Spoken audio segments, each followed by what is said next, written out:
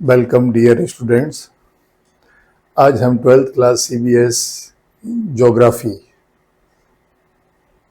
के अध्याय 1 मानव भूगोल प्रकृति एवं विषय क्षेत्र को आपके साथ डिस्कस करेंगे। उम्मीद करते हैं कि 2 सब्जेक्ट पिछले, जिसमें इतिहास और पॉलिटिकल साइंस के साथ साथ ज्योग्राफी भी आप पूरे बने योग से समझेंगे और अपना फ़ायदा उठाएंगे। ध्यान रहे, हमारी एक अपेक्षा आपसे हमेशा रहती है कि आप हमें सब्सक्राइब करोगे और यदि पाठ आपको पसंद आता है तो लाइक करोगे। ये दोनों चीज़ें आप उसी तरह से मत भूलिए जिस तरह से हम आपके लिए नए नए पाठ लाना नहीं भूलते। अब प्रारंभ करते हैं। मानव भूगोल एक परिचय। पृथ्वी के 2 प्रमुख घटक हैं, एक प्रकृति जिसमें भौतिक पर्यावरण आता है और दूसरा जीवन जिसमें जंतु और वनस्पति यानी जीव जात और वनस्पति जात सब आते हैं, इस रूप में जिसमें मनुष्य भी सम्मिलित है। जंतुओं में मनुष्य भी सम्मिलित है। तो पृथ्वी के 2 प्रमुख घटक हैं, प्रकृति और जीवन। मानव भूगोल भौतिक, प्राकृतिक एवं मानवीय जगत के बीच संबंध, मानवीय परिघटनाओं का स्थानीय वितरण तथा उनके घटित होने के कारण एवं विश्व के विभिन्न भागों में सामाजिक और आर्थिक भिन्नताओं का अध्ययन करता है।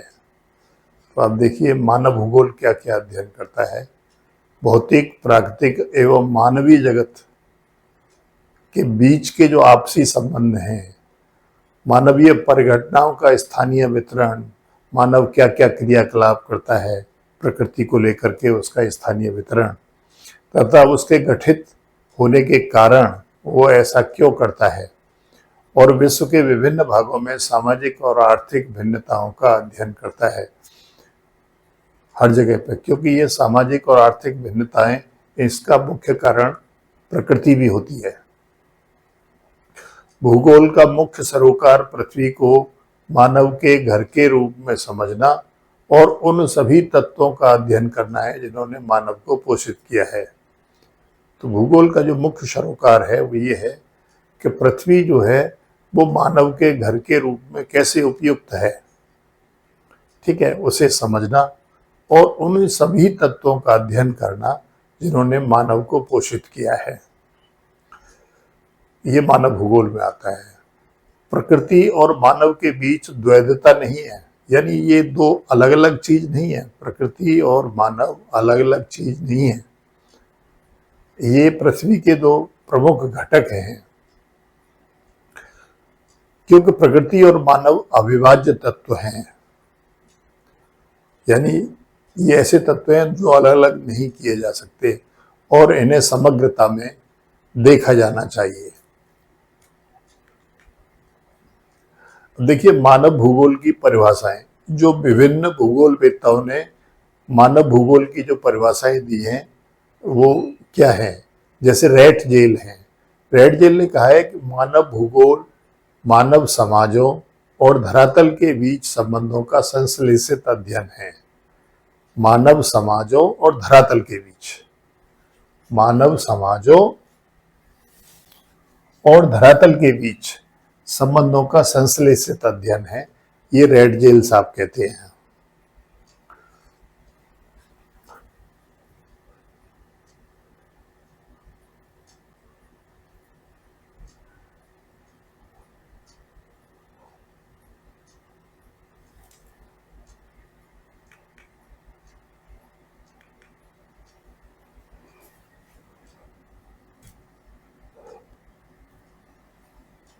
अब देखिए, ये मानव समाजों और धरातल के बीच संबंधों का संश्लेषित अध्ययन है मानव भूगोल, ये रेट जेल साहब कहते हैं।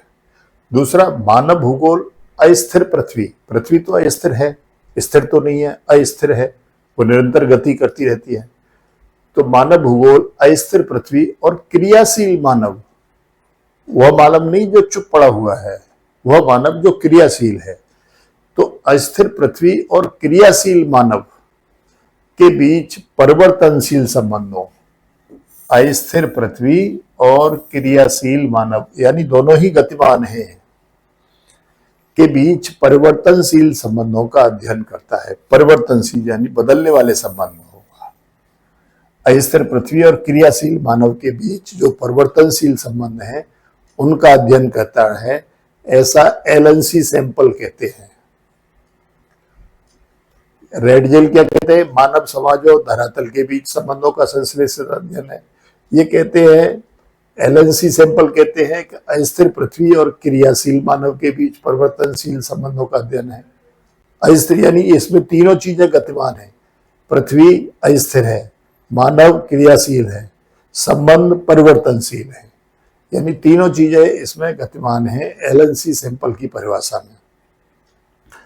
अगला है हमारी पृथ्वी को नियंत्रित करने वाले भौतिक नियमों, पृथ्वी को नियंत्रित करने वाले भौतिक नियम तथा इस पर रहने वाले जीवों के मध्य संबंधों के अधिक संश्लेषित ज्ञान से उत्पन्न संकल्पना को मानव भूगोल कहा जाता है, ऐसा बिडाल डी लाब्लास्ट कहते हैं। कौन कहते हैं? बिडाल डी लाब्लास्ट। तो हमारी पृथ्वी को नियंत्रित करने वाले भौतिक नियम, ठीक,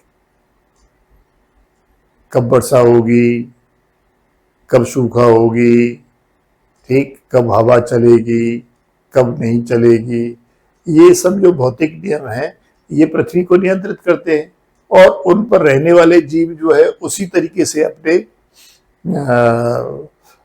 उन घटनाओं से वो अपना ज्ञान लेते हैं। तो उनके बीच में जो ये संकल्पना है इसी को मानव भूगोल कहा जाता है। तो मानव भूगोल की ये तीन परिभाषा है, एक रेडजेल भूगोलवेत्ता थे उनके द्वारा, एक एलन सैंपल के द्वारा और एक बिडाल डी लाब्लास्ट के द्वारा। तो इसमें तीनों ही लोग एक बात पर फोकस करते हैं, मानव समाज और धरातल, पृथ्वी और मानव, अस्थिर पृथ्वी और क्रियाशील मानव, ठीक है, पृथ्वी के भौतिक नियम तथा जीवों के मध्य संबंध, यानी ले दे करके वही है, दोनों घटक, पृथ्वी के दोनों घटक क्या क्या, प्रकृति और मानव, इनके आपसी जो संबंध है उसी को मानव भूगोल कहा जाता है।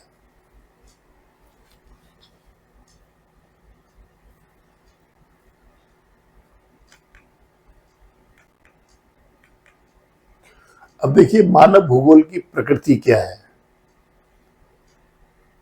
मानव भूगोल आर्थिक, पर्यावरण तथा मानव जनित सामाजिक, सांस्कृतिक, पर्यावरण के अंतर संबंधों का अध्ययन उनकी परस्पर अन्योन्य क्रिया के द्वारा करता है, ठीक, उनमें आपस में जो क्रियाएं होती हैं उसके आधार पर करता है। भौतिक पर्यावरण के तत्व क्या क्या है? भू आकृति है, मृदा है, जलवायु है, जल है, प्राकृतिक वनस्पति है और विविध प्राणी जात तथा वनस्पति जात है। ये भौतिक पर्यावरण के तत्व हैं। मानव ने भौतिक पर्यावरण द्वारा प्रदत्त मंच पर अपने कार्यकलापों से गृह, गांव, नगर, सड़कों व रेलों का जाल, उद्योग, खेत, पत्तन, दैनिक उपयोग में आने वाली वस्तुएं तथा भौतिक संस्कृति के अन्य सभी तत्व भौतिक पर्यावरण द्वारा प्रदत्त संसाधनों का उपयोग करते हुए मानव द्वारा निर्मित किए गए हैं, ठीक, ये मानव ने ही निर्मित किए हैं भौतिक पर्यावरण पर, ठीक। जैसे भू आकृतियां है, आपने देखा बदल दी गई है, मृदा उपजाऊ बना ली गई है, जलवायु के अनुकूल अपना जीवन बना लिया गया है, जल, प्राकृतिक वनस्पति और विविध प्राणी जात तथा वनस्पति जात, ये जो भौतिक पर्यावरण है, इसी भौतिक पर्यावरण ने मानव को मंच प्रदान किया और अपने क्रियाकलापों से मानव ने अपने घर बनाए, अपने गांव बनाए, नगर बनाए, सड़कें बनाई, रेलों का जाल बिछाया, ठीक, उद्योग लगाए, खेत बनाए, समुद्र के पास पत्तन बनाए, ठीक, दैनिक उपयोग में आने वाली वस्तुएं बनाई तथा भौतिक संस्कृति के अन्य सभी तत्व भौतिक पर्यावरण द्वारा प्रदत्त संसाधनों का उपयोग करते हुए मानव द्वारा निर्मित किए गए हैं। ठीक है। भौतिक पर्यावरण मानव द्वारा बहुत स्तर पर परिवर्तित किया गया है। यानी भौतिक पर्यावरण के ये जो तत्व हैं, इन्हें देखिए, मानव ने इसको बहुत बड़े स्तर पर परिवर्तित कर दिया है। साथ ही मानव जीवन को भी इसने प्रभावित किया है और मानव जीवन को भी इसने प्रभावित किया है। तो देखिए, मानव ने प्रकृति को यानी भौतिक जो पर्यावरण है उसको प्रभावित किया है और भौतिक पर्यावरण ने मानव को भी प्रभावित किया है। ठीक है।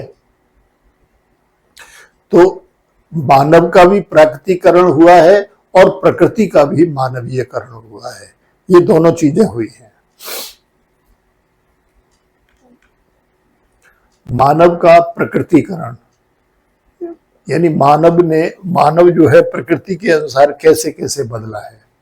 प्रौद्योगिकी किसी समाज के सांस्कृतिक विकास के स्तर की सूचक होती है। प्रौद्योगिकी, टेक्नोलॉजी, ठीक है।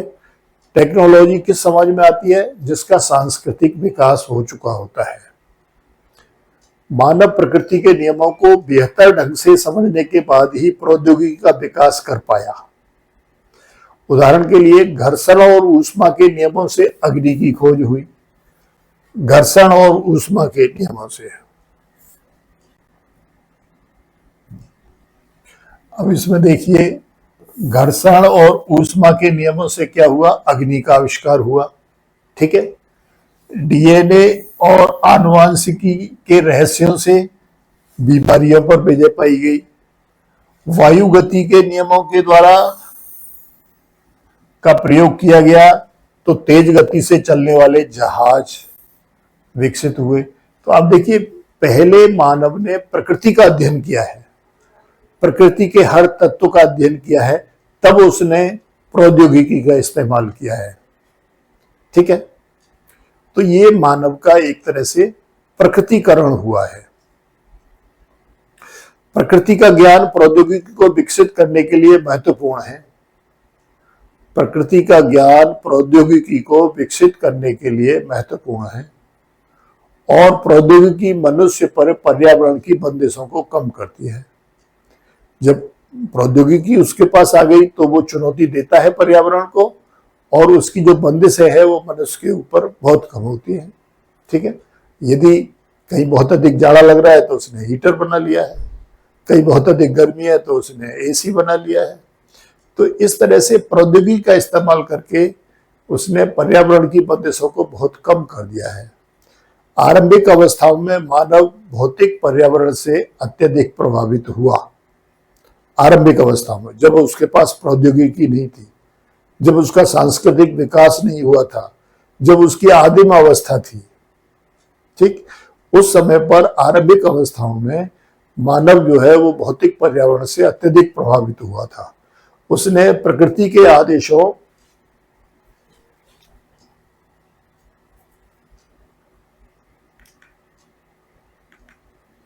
के अनुसार अपने आप को ढाल लिया। इसका कारण यह है कि प्रौद्योगिकी का स्तर अत्यंत निम्न था, क्योंकि उस समय उसका मानव का सांस्कृतिक विकास ही नहीं हुआ था और मानव के सामाजिक विकास की जो अवस्था थी वो भी आदिम थी, आदिम अवस्था थी। ठीक है। आदिम मानव था उस समय पर। तो आदिम मानव समाज और प्रकृति की प्रबल शक्तियों के बीच इस प्रकार की अन्योन्य क्रिया को, जो दोनों के बीच में आपस में जो क्रियाएं हुई, उसे पर्यावरणीय निश्चयवाद कहा गया। उसे पर्यावरणीय निश्चयवाद कहा गया। यानी मानव का जो प्राकृतिकरण हुआ उसे पर्यावरणीय निश्चयवाद कहा गया। उस अवस्था में प्राकृतिक मानव प्रकृति को सुनता था, तब उसकी प्रचंडता से भयभीत होता था और उसकी पूजा करता था। उसके प्रकोप से बचने के लिए उसकी पूजा करता था। तो ये पर्यावरणीय निश्चयवाद कहलाता था जब मानव का प्राकृतिकरण हुआ। अब प्रकृति का मानवीकरण देखिए, प्रकृति का भी मानवीकरण हुआ। जैसे मानव का प्राकृतिकरण हुआ था उसी तरह से प्रकृति का भी मानवीकरण हुआ। समय के साथ साथ लोग अपने पर्यावरण और प्राकृतिक बलों को समझने लगे। अपने सामाजिक और सांस्कृतिक विकास के साथ मानव बेहतर और अधिक सक्षम प्रौद्योगिकी का विकास करता है। ठीक है, वे अभाव की अवस्था में स्वतंत्रता की अवस्था की ओर अग्रसर होते हैं। वे अभाव की अवस्था से स्वतंत्रता की अवस्था की ओर अग्रसर होते हैं। ठीक है, ये प्रकृति का मानवीकरण हो रहा है। पर्यावरण से प्राप्त संसाधनों के द्वारा वो संभावनाओं को जन्म देते हैं। अब देखिए अलास्का है, पृथ्वी पर एक स्थान है, अमेरिका का क्षेत्र है अलास्का, वह बहुत अधिक ठंड पड़ती है। तो वहां पर लोगों ने ऐसे घर विकसित किए हैं जो अंदर से गर्म रहते हैं। 22-23 डिग्री उनका टेम्परेचर रहता है, जबकि बाहर का टेम्परेचर माइनस में होता है। तो ये क्या है, ये मानव ने एक तरह से संभावनाओं को जन्म दिया है वहां रहने के लिए। ठीक है, अब वहां के लोग समय के हिसाब से अंधेरे में ही अपने ऑफिसों में जाते हैं और काम करते हैं। ठीक है, तो उन्होंने वहां पर प्रकृति को अपने हिसाब से बदल लिया है। प्रकृति अवसर प्रदान करती है और मानव उसका उपयोग करता है, तथा धीरे धीरे प्रकृति का मानवीकरण हो जाता है तथा प्रकृति पर मानव प्रयासों की छाप पड़ने लगती है। इसी को हम पर्यावरणीय संभववाद का नाम दिया गया। यानी मानव ने प्रकृति की चुनौतियों को बदलना संभव कर दिया। इसको पर्यावरणीय संभववाद कहा जाता है। जब मानव ने प्रकृति के आगे सरेंडर कर दिया यानी अपना प्राकृतिकरण कर लिया तो उसे पर्यावरणीय निश्चयवाद कहा जाता था। और जब मानव ने प्रकृति को अपने हिसाब से ढाल लिया तो उसे संभववाद कहा गया। भूगोलवेत्ता गिरफिट टेलर, अभी तक जो भूगोलवेत्ता आपके नॉलेज में आए हैं, रेडजेल आए हैं, ठीक, ब्लाडीला ब्लास्ट आए हैं, और ये गिरफिट टेलर की संकल्पना प्रस्तुत की। ये जो दोनों विचार है, पर्यावरणीय निश्चयवाद और पर्यावरणीय संभववाद, इनके बीच मध्य मार्ग को परिलक्षित करते हुए उन्होंने इसे नव निश्चयवाद अर्थात रुको और जाओ निश्चयवाद का नाम दिया है, नव निश्चयवाद। तो इन्होंने एक तीसरी विचारधारा जो है दी है, जो निश्चयवाद और संभववाद के बीच की विचारधारा है। यह संकल्पना दर्शाती है कौन सी, नव निश्चयवाद। यह संकल्पना दर्शाती है कि न तो यह नितांत आवश्यकता की स्थिति यानी पर्यावरणीय निश्चयवाद है और ना ही नितांत स्वतंत्रता की स्थिति संभववाद की दशा है। इसका अर्थ है कि प्रकृति नियमों का अनुपालन करके हम प्रकृति पर विजय प्राप्त कर सकते हैं। प्रकृति के नियमों का अनुपालन करके ही हम प्रकृति पर विजय प्राप्त कर सकते हैं, ऐसा गिरफिट टेलर का नव निश्चयवाद कहता है। ठीक है, गिरफिट टेलर ने कौन सा सिद्धांत दिया, नव निश्चयवाद, जो निश्चयवाद और संभावनावाद के बीच का तौर तरीका है। वहां सीमाओं में जो पर्यावरण की हानि ना करती हो, संभावनाओं को उत्पन्न किया जा सकता है। ठीक, पर्यावरण की हानि न करने वाली सीमाओं को यदि मनुष्य सोच ले और उनमें परिवर्तन करे, उसी को संभववाद कहा जाता है। अंधाधुंध रफ्तार दुर्घटनाओं से मुक्त नहीं होती। अभी आप देखिए, आराम आराम से अपनी स्पीड से आप चलाएंगे तो कोई दुर्घटना नहीं होगी, लेकिन अंधाधुंध रफ्तार होगी तो दुर्घटना हो सकती है। विकसित अर्थव्यवस्थाओं के द्वारा चली गई मुक्त चाल के परिणाम स्वरूप अब जो विकसित अर्थव्यवस्थाएं हैं उन्होंने प्रकृति का अंधाधुंध दोहन किया। तो अब अंधाधुंध दोहन किया तो अब अनेक समस्याएं उन विकसित राष्ट्रों में खड़ी हो गई हैं, जैसे हरित गृह प्रभाव, ग्रीन हाउस इफेक्ट, यानी इतने प्रदूषण हो गया है कि उससे ग्रीन हाउस प्रभाव बढ़ रहा है। ओजोन परत जो है उसका अवक्षय हो रहा है ग्रीन हाउस गैसों से। भूमंडलीय ग्लोबल टेम्परेचर बढ़ रहा है, ग्लोबल तापमान। हिमनदियां पीछे हटती चली जा रही हैं और भूमि का जो स्तर है वो निम्नीकृत होता चला जा रहा है। ठीक है, तो ये सब क्यों हुआ? क्योंकि विकसित अर्थव्यवस्थाओं ने अपनी मुक्त चाल से प्रकृति का दोहन किया। ठीक, उन्होंने संभववाद के आधार पर बहुत कुछ किया, उन्होंने नव निश्चयवाद की तरफ ध्यान नहीं दिया। तो नव निश्चयवाद संकल्पना ढंग से एक संतुलन बनाने का प्रयास करती है। नव निश्चयवाद की जो संकल्पना है वो प्रकृति के साथ एक संतुलन बनाने का प्रयास करती है। अब मानव भूगोल की कुछ विचारधाराएं हैं। क्या विचारधाराएं हैं भाई? सामाजिक कल्याण का भूगोल, जैसा कि इसके नाम से ही पता चल रहा है, सामाजिक कल्याण। तो इस भूगोल में क्या होता है? मानव भूगोल के कल्याण परक अथवा मानवतावादी विचारधारा का संबंध मुख्यतः लोगों के सामाजिक कल्याण के विभिन्न पक्षों से था। और वो सामाजिक कल्याण के पक्ष क्या थे? आवासन, यानी लोगों के रहने के लिए घर, उनका स्वास्थ्य, उनकी शिक्षा जैसे पक्ष सम्मिलित थे। भूगोलवेत्ताओं ने सामाजिक कल्याण के रूप में इस कोर्स को प्रारंभ कर दिया, यानी सामाजिक कल्याण का भूगोल भी अब बड़ी क्लासों में प्रारंभ हो गया है। अगला देखिए, आमूलवादी विचारधारा, रेडिकल विचारधारा। ये क्या है? इस विचारधारा ने निर्धनता के कारण वंदन और सामाजिक असमानता की व्याख्या के लिए मार्क्स के सिद्धांत का उपयोग किया है। ठीक है, समकालीन सामाजिक समस्याओं का संबंध पूंजीवाद के विकास से था। मार्क्स का जो सिद्धांत है वो कहता है कि समाज में जितनी भी समस्याएं हैं, ऊंच नीच की समस्या, धनी निर्धन की समस्या, वर्ग संघर्ष की समस्या, इन सभी समस्याओं का संबंध पूंजीवाद के विकास से है। ठीक है, तो इस तरह की विचारधारा जिसमें पढ़ाई जाती है उसे आमूलवादी विचारधारा कहा जाता है। अब आती है व्यवहारवादी विचारधारा। इसने प्रत्यक्ष अनुभव के साथ साथ मानव, जातीयता, प्रजाति, धर्म इत्यादि पर आधारित सामाजिक वर्गों के दिक्काल बोध पर ज्यादा जोर दिया है, जो व्यवहारवादी विचारधारा है।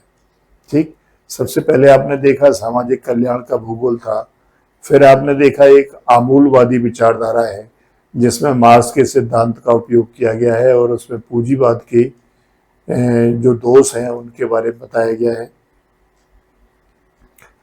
अगली है व्यवहारवादी विचारधारा।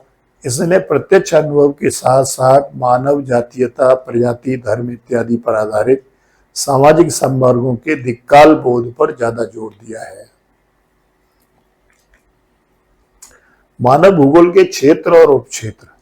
अब देखिए सामाजिक भूगोल, सामाजिक भूगोल, इसमें व्यवहारवादी भूगोल और सामाजिक कल्याण का भूगोल, अवकाश का भूगोल, सांस्कृतिक भूगोल, लिंग भूगोल, ऐतिहासिक भूगोल और चिकित्सा भूगोल आते हैं। किसमें? सामाजिक भूगोल। अब देखा ये सब समाज से संबंधित चीजें हैं। ठीक है, अब नगरीय भूगोल में क्या आता है? इसमें नगरीय अध्ययन और नगरों के नियोजन कैसे हो यह विषय आता है। राजनीतिक भूगोल में इसमें निर्वाचन और सैन्य भूगोल आता है। जनसंख्या भूगोल में डेमोग्राफी आती है। ठीक है, आवास भूगोल में नगर एवं ग्रामीण नियोजन आता है कि किस तरीके से नगर और ग्राम बसाए जाए। आर्थिक भूगोल, इसमें संसाधन, कृषि भूगोल, उद्योग, विपणन भूगोल, पर्यटन भूगोल और अंतर्राष्ट्रीय व्यापार का भूगोल आता है आर्थिक भूगोल में। इसमें संसाधन आते हैं सभी, ठीक। कृषि भी आर्थिक भूगोल में आती है, उद्योग भी आर्थिक भूगोल में आता है, विपणन, वस्तुओं का आदान प्रदान, पर्यटन भूगोल और अंतर्राष्ट्रीय व्यापार का भूगोल, ये सब आर्थिक भूगोल में आते हैं। इस प्रकार यह पाठ जो है पूरा होता है। भूगोल का पहला पाठ है, आप इसको ध्यान से सुनिए, बार बार सुनिए तो आपकी समझ में आ जाएगा। इसके टर्म थोड़े ऐसे हैं जो रुचकर कम हैं, तो उनको थोड़ा सा गहराई से समझना होता है। अगला लेसन हम अगले सेशन में आपके साथ करेंगे। यदि हमारा ये पाठ आपको पसंद आया है तो आप सब्सक्राइब और लाइक करना भूलें नहीं। अगला लेसन अगले सेशन में, तब तक के लिए जय हिंद।